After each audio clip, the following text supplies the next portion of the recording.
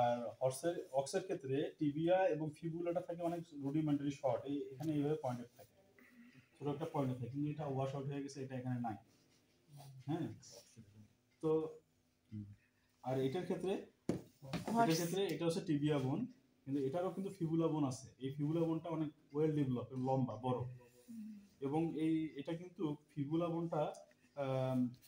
বোনটার লেন্থ এবং টিবিয়া বোনের লেন্থ হর্সের ক্ষেত্রে সেম না। কিন্তু এই টিবিয়া সাপোজ এখানে ফিবুলা বোনটা এদিক দিয়ে এসে এখানে বোনের বডির সাথে এইভাবে লেগে যায়, তাহলে এটার মধ্যে কি ইন্টারওসিয়াস স্পেস তৈরি হয়। কিন্তু টিবিয়া এবং ফিবুলা বোন হর্সের ক্ষেত্রে এখানে ইন্টারওসিয়াস স্পেস পাবা, কিন্তু অক্সের ক্ষেত্রে পাবা না, কারণ অক্সেরটা রুডিমেন্টারি, এখানে ছোট পয়েন্টের আকারে থাকে।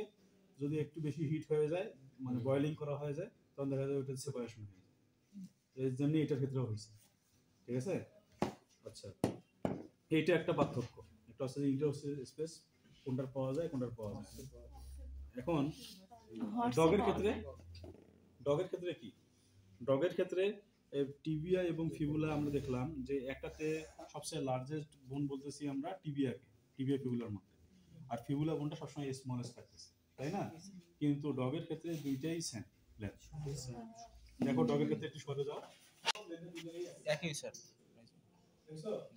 তাহলে এবং এটার মধ্যে কিন্তু ইন্টারওসিয়াস স্পেস নাই, এটা কিন্তু সেপারেট। যখন